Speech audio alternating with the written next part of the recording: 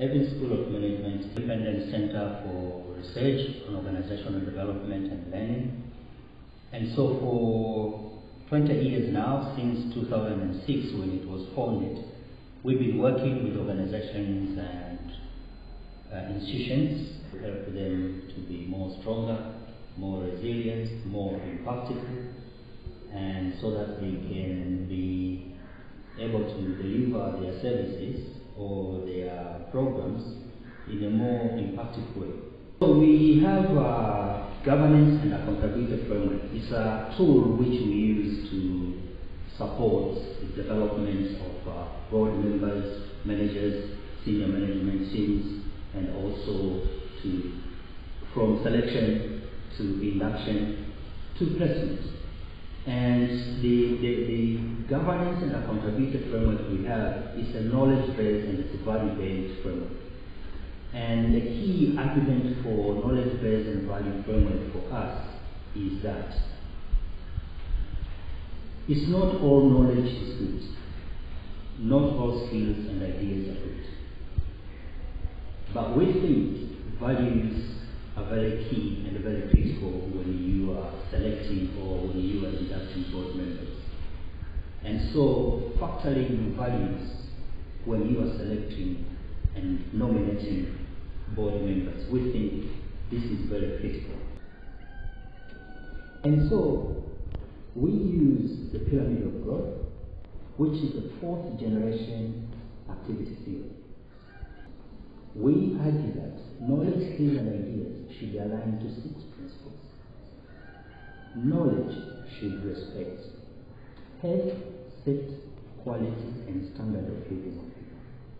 We see on the case studies, the knowledge from the professional bodies did not pay respect to this health, safety, standard, and the life of the people.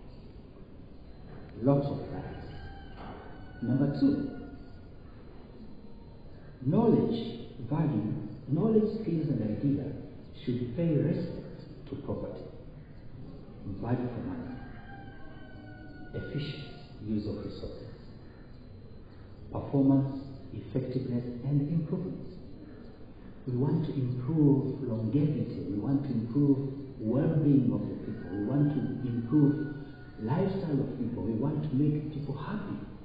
But you can see from the case studies, knowledge, skills, and idea did not pay attention to the longevity of these people, did not increase the lifespan of the people. We see knowledge is even shortening the lifespan of the people, which is a major concern. We are not told on the case studies, but we want knowledge to respect biodiversity and the ecosystem.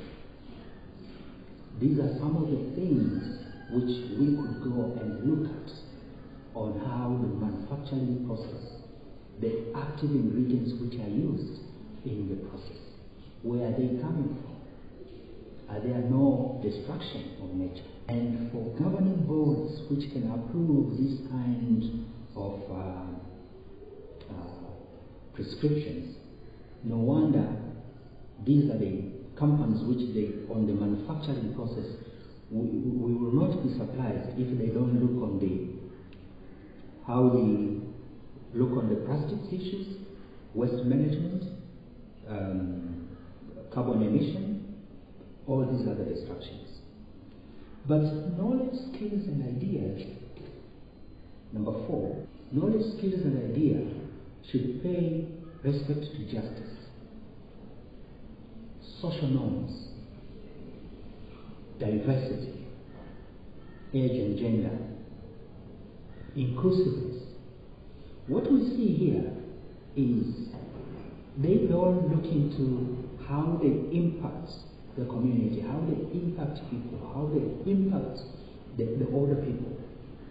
It's not a respect, because knowledge, skills, and idea need to pay respect. And we see on the case studies, most of the people who have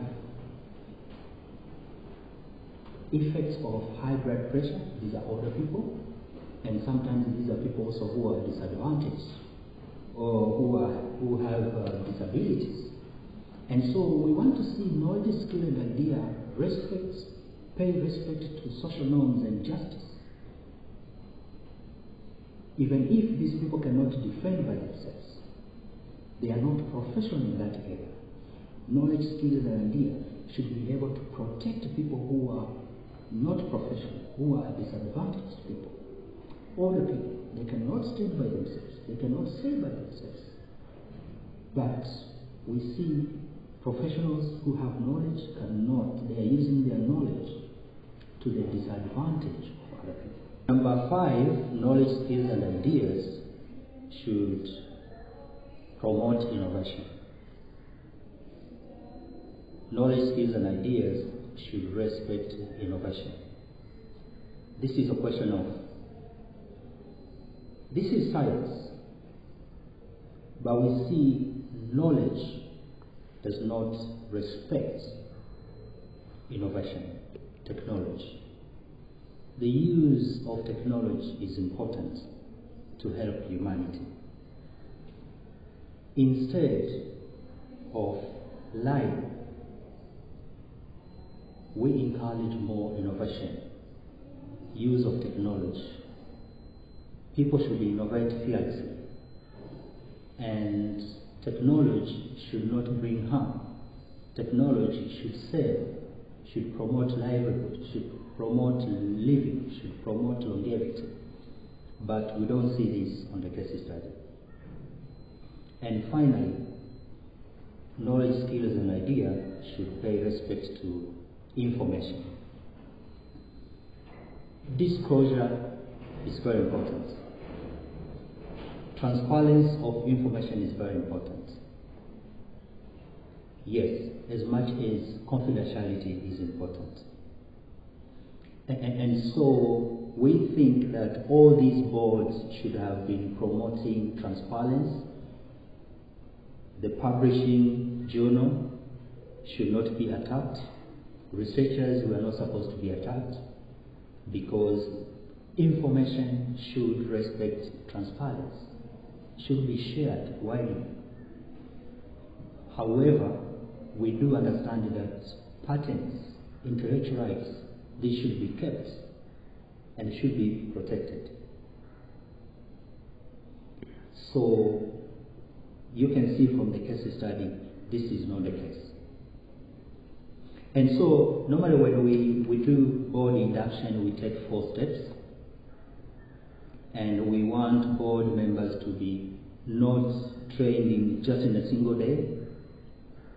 We take this as a program. It has to be a long term, where from the selection process to onboarding them, to induction them, to placement, board members, the process of bringing in board members should not be just an overnight decision.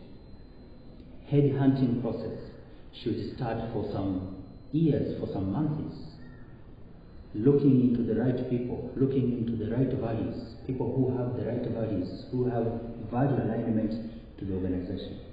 But this is not the case what we see. We see board members, they have been just appointed. No work has been done on the background to find out what are their values, what do they stand for, what are their priorities, what is it driving their decisions. And we do understand that some of the values, they dominate some other values. And so this is very important.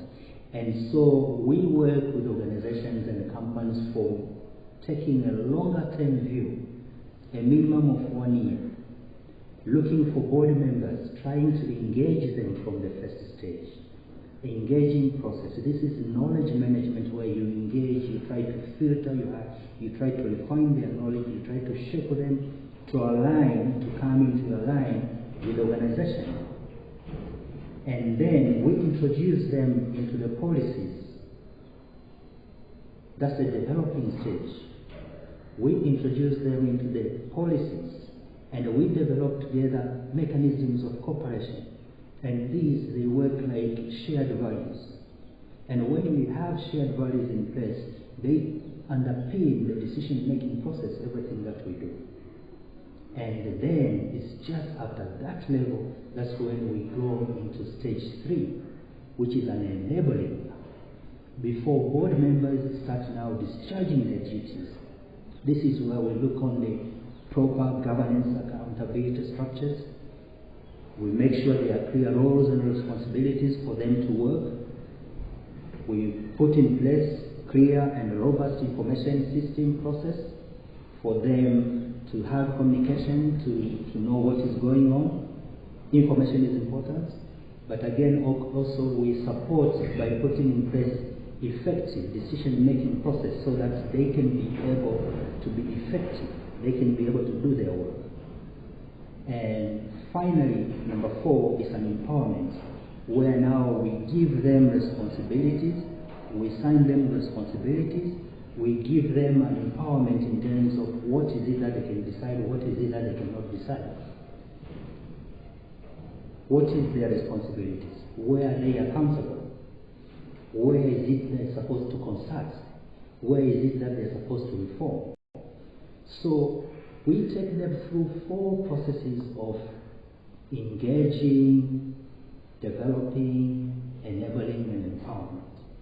And an engagement process is where we develop common goals, shared understanding, and a common vision about the organization, about the institution. They have to understand. And so it doesn't have to be a overnight an issue. This process has to take many, many years. And so we encourage organizations and the businesses to start working to bring in board members at least a year or 2 years before. Socialize them so that they understand your vision and your organization common goal. And then have an agreement with them in terms of shared values. After seeing that they align with the core shared values of an organization, that's when now you go into roles and responsibilities and have clear structures for them to work, information systems, and the decision-making process. And we continue empowering, developing them, exposing them into different departments, into different areas of the business, and also try to bring them into more exposure so that they understand the business. And through this way, this is where we see now board can be more effective. Board members can be more impactful, rather than certification. Certifications are good, they are good decorations, but we think value-based management is key. Value-based management is internalized in organization. That's where we can see businesses are growing, businesses are becoming more impactful, businesses are becoming more resilient, business can be able to adapt. I hope you have enjoyed my small presentation. Please go through the numbers that we are giving you there. Call us for more discussions. We can guide you in a more proper way, in a more professional way on how you can start thinking, recruiting, how to recruit, how to select, how to do an induction of the board members for your own organization. Pressure cooker, shortcut can turn to be a long cut.